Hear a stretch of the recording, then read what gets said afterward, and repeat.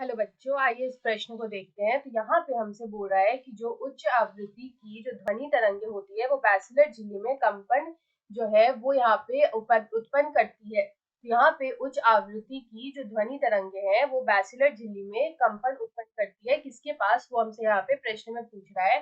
विकल्प ए में दे रखा है अंडाकार गवाक्ष के पास, विकल्प बी में दे रखा है हेलिकोट्रिमा के पास, विकल्प सी में दे रखा है कॉक्लिया के मध्य में और विकल्प डी में दे रखा है अंडाकार गवाक्ष की से हेलिकोट्रिमा में। तो यहाँ पे अगर हम इस प्रश्न का मुख्य अवधारणा देखेंगे सबसे पहले, तो यहाँ पे हम मुख्य अवधारणा में लिखेंगे मानव का कान, जिसको हम लोग बोलते हैं मानव का कर्ण। तो यहाँ पे हमसे जो बात कर रहा है वो मनुष्य का या फिर मानव का जो कान होता है उसके बारे में यहाँ पे बात हो रही है। तो यहाँ पे अगर हम देखें तो हमारा जो कान होता है, उसमें दो संवेदी कार्य होते हैं। उसमें दो संवेदी कार्य होता है। तो यहाँ पे जो दो मुख्य संवेदी कार्य होता है वो कौन कौन से होते हैं। तो यहाँ पे पहला तो होता है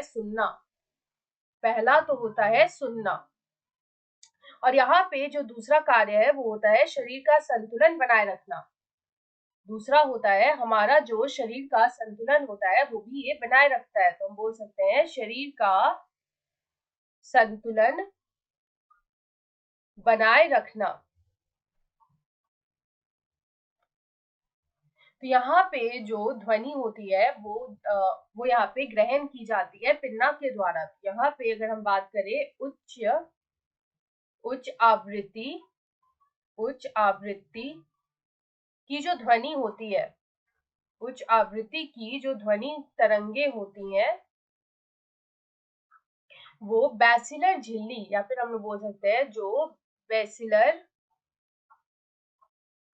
झिल्ली होती है उसमें कंपन पैदा करती है। बैसिलर झिल्ली में ये क्या करती है, कंपन पैदा करती है या फिर कंपन उत्पन्न करती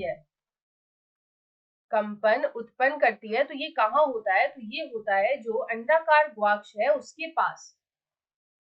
जो हमारे कान में जो अंडाकार गवाक्ष है उसके पास में होती है। यहाँ पे इस प्रश्न का जो सही उत्तर होगा वो होगा अंडाकार गवाक्ष के पास, जो विकल्प ए में दे रखा है। तो विकल्प ए हमारा सही उत्तर है। आशा है आप इसे अच्छी तरह समझ गए होंगे। धन्यवाद।